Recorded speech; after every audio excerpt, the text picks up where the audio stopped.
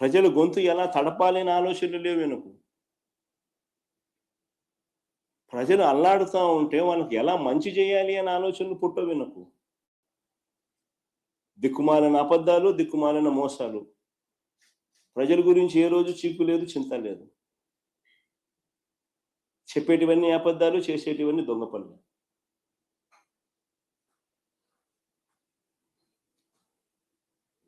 అసలు అసలు అసలు అందరూ కూడా గుర్తుపెట్టుకోవాల్సిన వాస్తవమైన విషయం ఏమిటో తెలుసా? రాయలసీమ లిఫ్ట్ ప్రాజెక్ట్ అనేది కొత్త ప్రాజెక్ట్ కాదు. It is not a new project.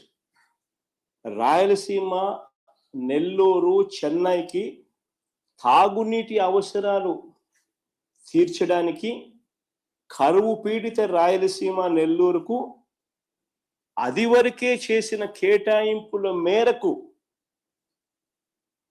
ముందే కట్టి ఉన్న రిజర్వాయర్లకు నీటిని సప్లిమెంట్ చేసే లిఫ్ట్ ఇది.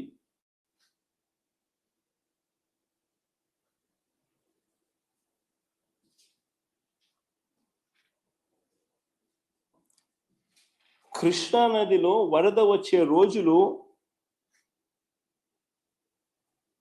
రోజు రోజుకు తగ్గిపోతా ఉన్నాయి. ప్రతి సంవత్సరం తగ్గుతా ఉన్న పరిస్థితులు. 20-30 రోజుల కన్నా ఎక్కువ రాని పరిస్థితి. ఇప్పటికే పడిపోయిన పరిస్థితి. ఇలాంటి నేపథ్యంలో మరోవైపున చూస్తే రోజుకి 8 టీఎంసీలు నీళ్లు శ్రీశైలం నుంచి ఖాళీ అవుతా ఉన్న ఇంకో పరిస్థితి కనిపిస్తా ఉంది. మరోవైపున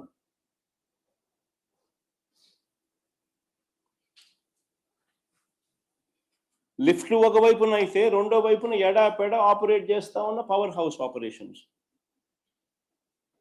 కనీసం అటువైపున నీళ్లు తాగడానికి ఉండవు, కరువు పీడిత ప్రాంతం అది అని చెప్పి కనీసం ఆలోచనలు కూడా లేకుండా ఎడాపెడ పవర్ హౌస్ ఆపరేషన్స్ చేస్తా ఉన్నారు. శ్రీశైలం నుంచి 777 అడుగుల నుంచి 825 అడుగులు నుంచే తోడేస్తా ఉన్న పరిస్థితి. నీళ్లు ఖాళీ అవుతా ఉన్న పరిస్థితి. మరి ఈ తక్కువ సమయంలోనే ఆల్రెడీ కట్టి ఉన్న ప్రాజెక్టులకు నీరు నింపలేని పరిస్థితిని సరిదిద్దే కార్యక్రమమే రాయలసీమ లిఫ్ట్.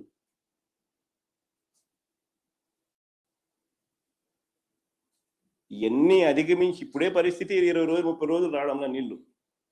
మరోవైపున ఈ పరిస్థితి రోజుకి 8 టీఎంసీలు నీళ్లు శ్రీశైలం నుంచి ఖాళీ అవుతా ఉన్న పరిస్థితి, అయ్యబోయే పరిస్థితి.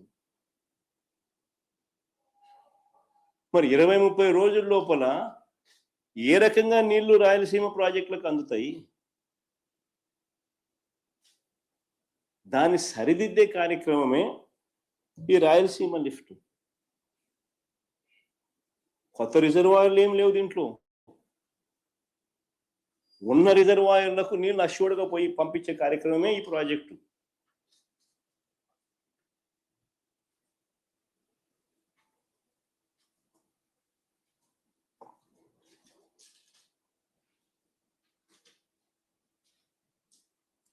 అసలు వాస్తవం ఏంటంటే పాలకులుగా అటువైపు తెలంగాణ కానివ్వండి, ఇటువైపున ఆంధ్ర కానివ్వండి, అందరం ఒకటే భాష మాట్లాడతాం. అందరం అన్నదమ్ములము.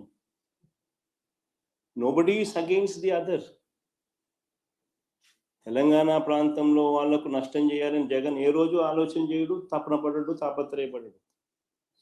అయితే మా ప్రాంతంలో ఉన్న మా వాళ్ళకు మాత్రం నష్టం జరగకుండా చూసుకునే కార్యక్రమం కూడా చేయడం మా ధర్మం.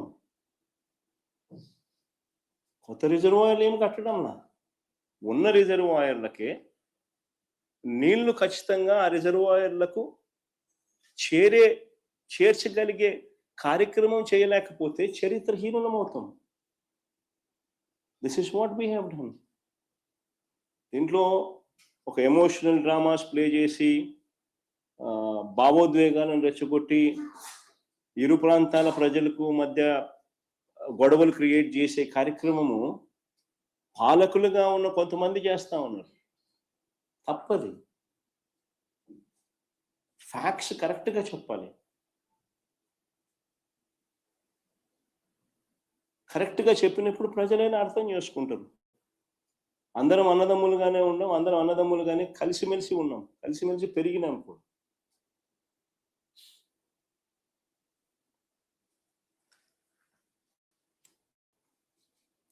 గతంలో కూడా రాయలసీమలో ఉన్న ఏ ప్రాజెక్టు కూడా పూర్తి వాడుకోలేని పరిస్థితి.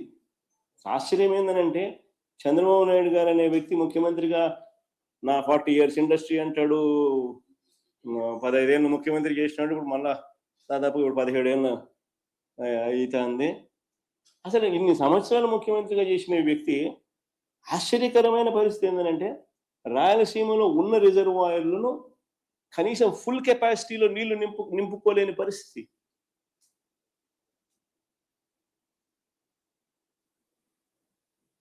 ఆశ్చర్యంగా అనిపిస్తుంది ఈ విషయాలు.